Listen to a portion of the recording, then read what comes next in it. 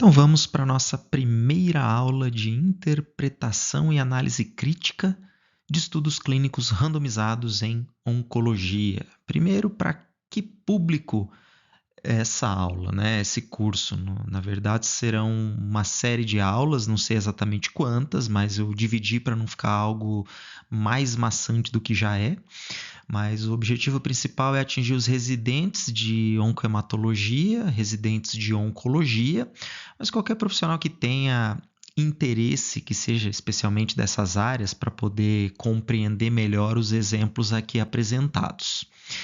E qual que seria, então, a necessidade, né? Por que você precisaria saber fazer uma análise crítica adequada de um estudo clínico randomizado? Então, bom, primeiro porque é a sua obrigação, né?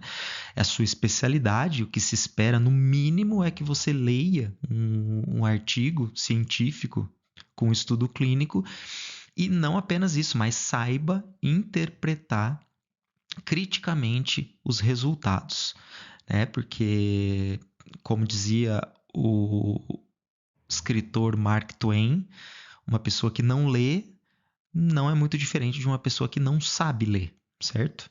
Então, primeiro é o que se espera de você para poder escolher a melhor tecnologia para o seu paciente. Segundo, para você não ser feito de tonto quando tiver de frente para um representante da indústria farmacêutica que vai vir com uma informação altamente filtrada para você, com um viés mercadológico, e sem saber fazer análise crítica da informação, você vai ser obrigado a aceitar a informação que foi dada para você por alguém que quer vender o produto para você. Então, também para exercitar aí a sua independência, ok? Bom, e por que nós precisamos de estudos clínicos randomizados, né? Para que fazer todo esse circo de fazer braços comparadores e tudo mais? A questão é que em medicina em geral, mas especialmente em oncologia, o nosso progresso é muito lento. Os ganhos, eles acontecem como pequenos degrauzinhos que são montados ao longo de muitos anos e depois a gente olha para trás e vê que de fato um progresso aconteceu. Raramente alguma nova intervenção vai surgir e vai ser transformadora, no sentido de ter um efeito muito significativo quando comparado com o padrão de tratamento anterior. Então, para esses pequenos ganhos, é fundamental que nós tenhamos ferramentas para poder detectar que esses ganhos de fato são verdadeiros e não apenas obras de acaso que pode acontecer durante esses estudos. Então, a forma de se desenhar um estudo clínico é justamente para a gente poder ter a demonstração de um benefício marginal sobre um padrão de tratamento atual, empurrando aí para frente o progresso da nossa área.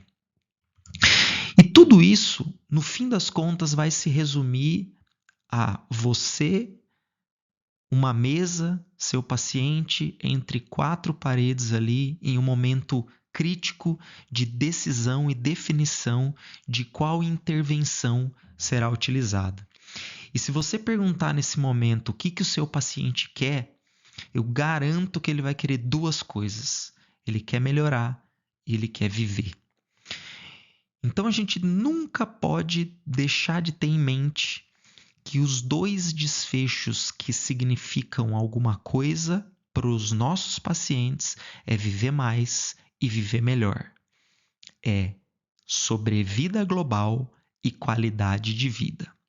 É isso que os nossos pacientes querem, são os dois desfechos clínicos que de fato significam algum progresso de verdade, e a gente vai aprender ao longo desse curso que existem vários outros desfechos que são utilizados para a aprovação de drogas e que nem sempre eles vão terminar a sua jornada refletindo um ganho de sobrevida ou de qualidade de vida. E isso deve ser avaliado muito criteriosamente quando a gente escolhe tratamentos.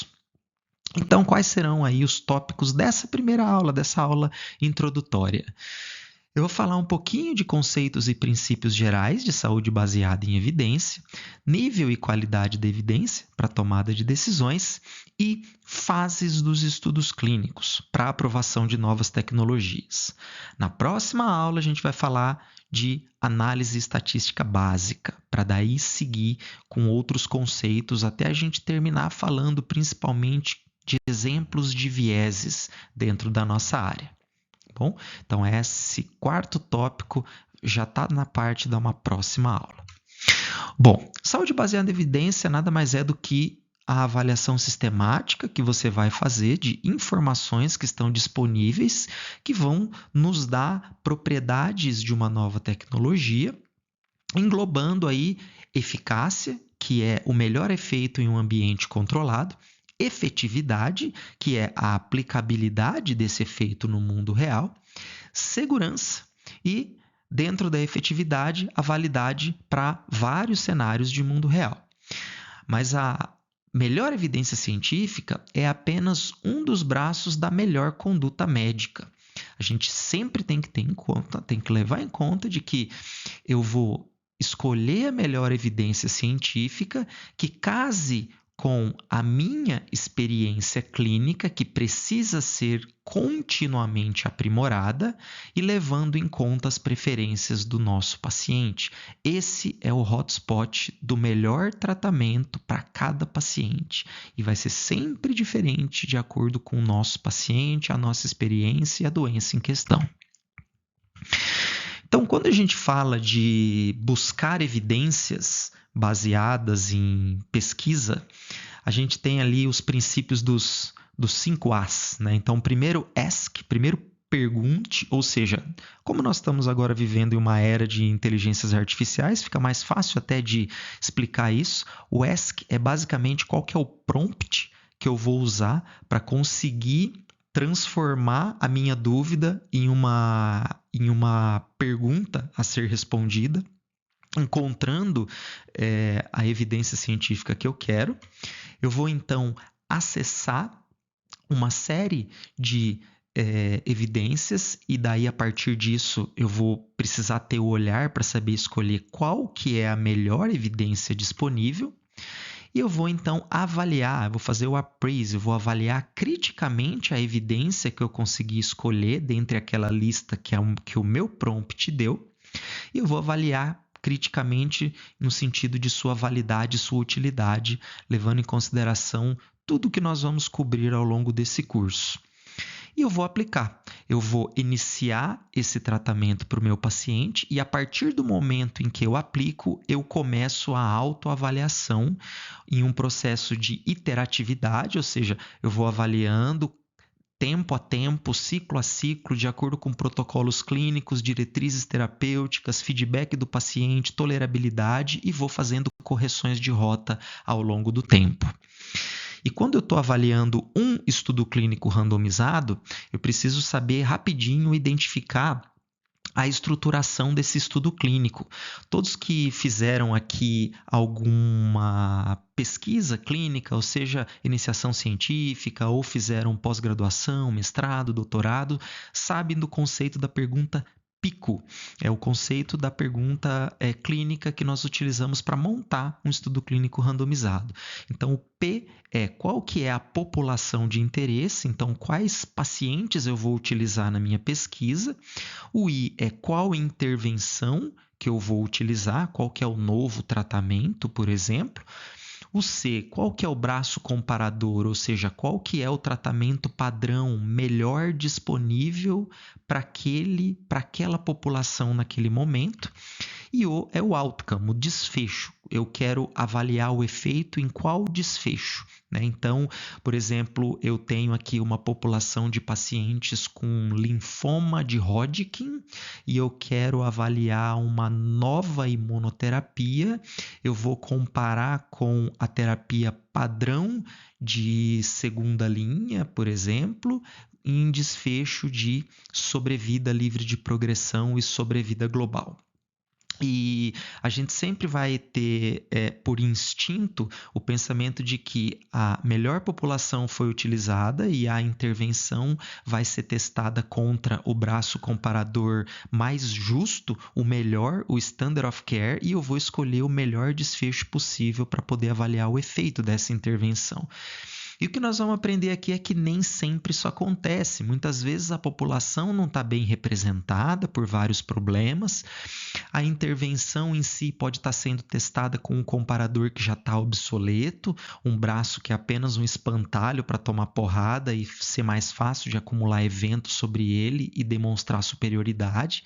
E às vezes o próprio desfecho não é aquele do interesse dos nossos pacientes na prática clínica. Então é fundamental eu saber essa estruturação para eu poder avaliar isso depois criticamente.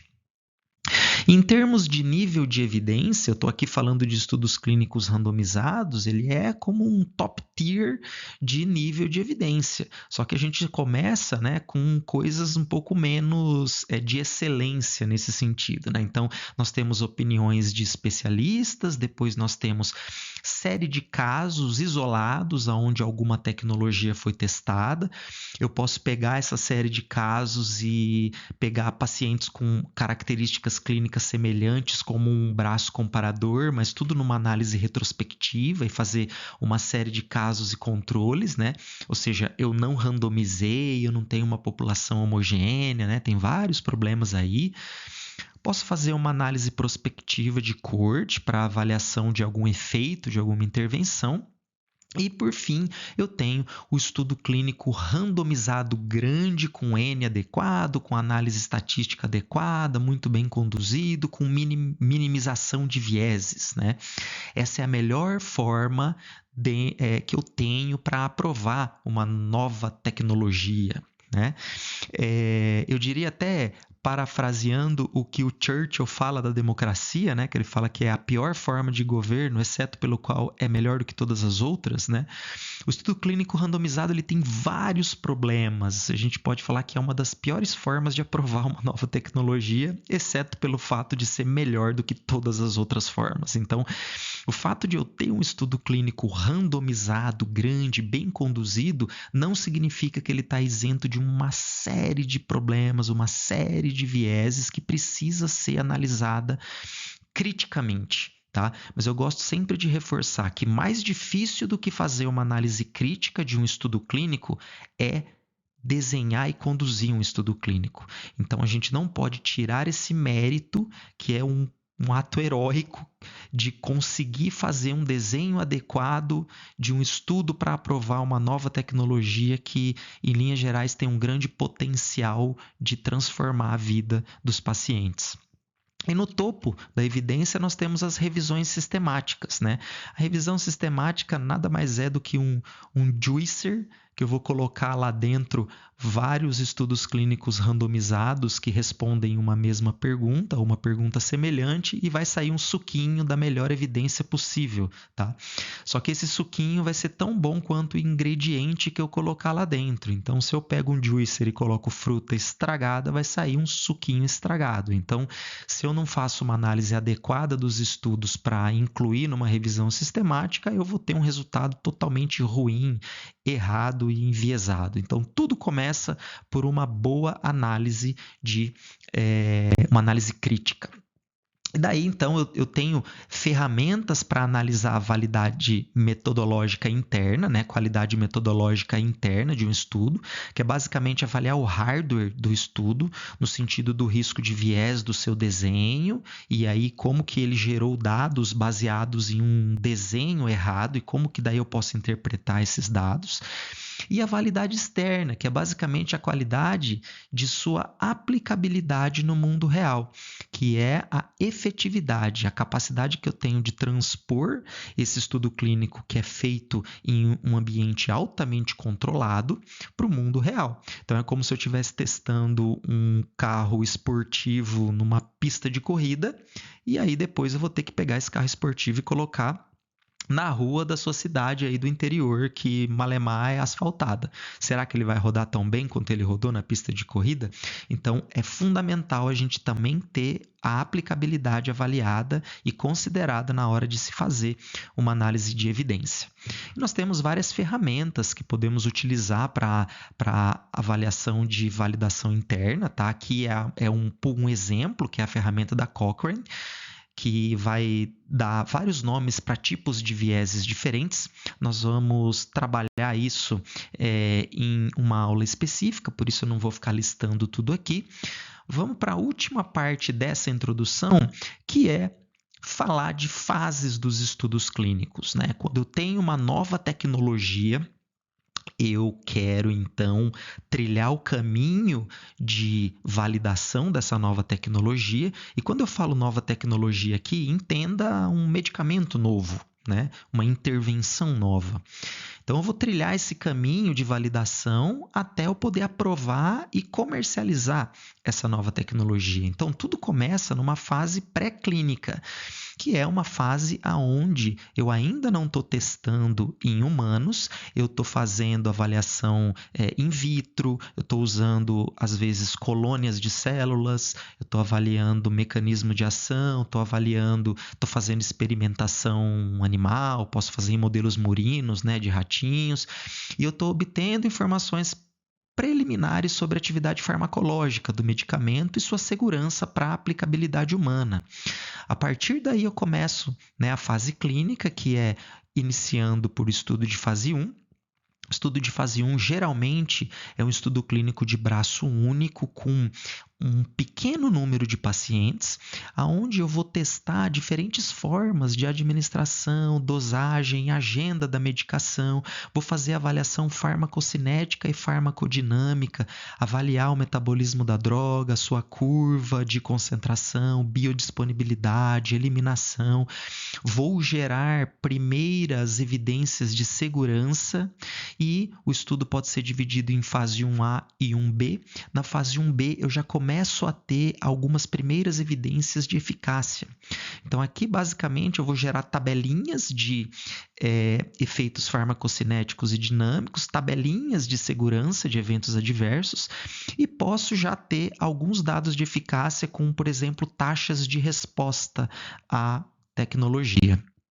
A fase 2 já é um estudo terapêutico piloto, então é um ensaio para fase 3. Ainda é uma fase onde eu geralmente tenho braço único, eu tenho aqui o objetivo de estabelecer a segurança de uma forma mais consistente, mas também já dá uma informação de eficácia e de dose-resposta maiores para poder gerar alguns precedentes que vão me ajudar a desenhar o estudo de fase 3.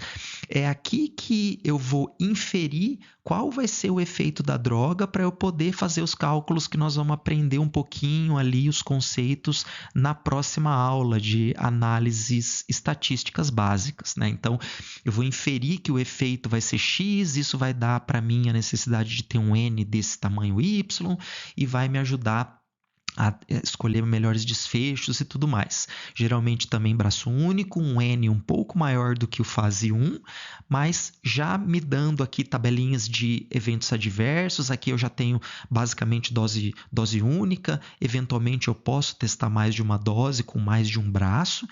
E também eu já vou ter aqui dados de taxas de resposta, eventualmente até alguns dados de sobrevida. E aí vem então a fase 3, que é o estudo clínico randomizado comparando a intervenção com o melhor tratamento padrão para aquela mesma população. Tá? Então, aqui é um estudo terapêutico mesmo ampliado. Eu vou pegar, então, um N grande de pacientes, eu vou ter o meu braço comparador, eu vou randomizar o paciente para intervenção e comparação, utilizando softwares, sendo cego para essa randomização, para deixar um grupo bem homogêneo.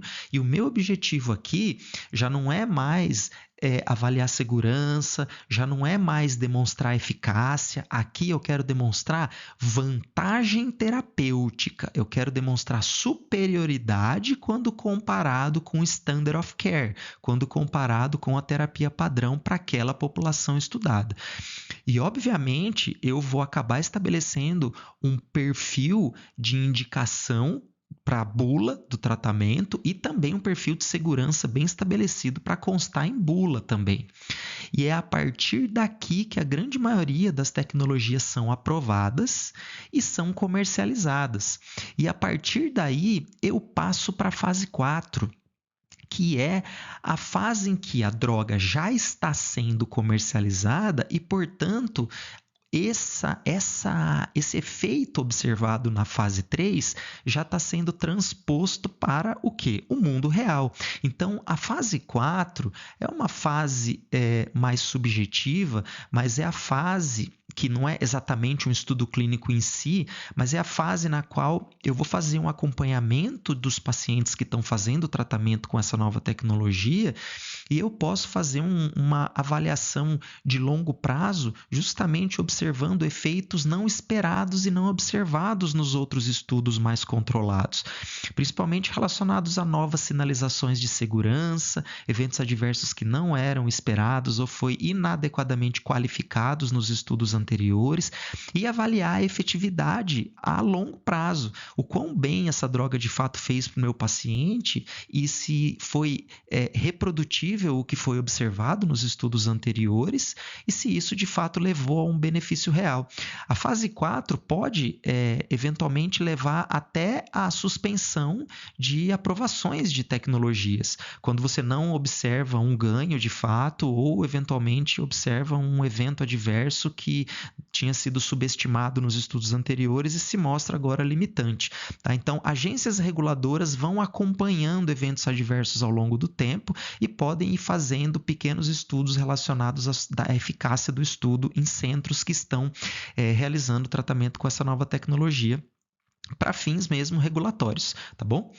Então, era isso para essa primeira aula. Obrigado pela atenção de todos. Se tiverem alguma dúvida, pode deixar no comentário dessa aula aqui, que eu vou tentar responder todos, ou até mais fácil, mande para o meu e-mail e a gente vai conversando. Em seguida, nós vamos tendo os próximos módulos aí, as próximas aulinhas desse curso.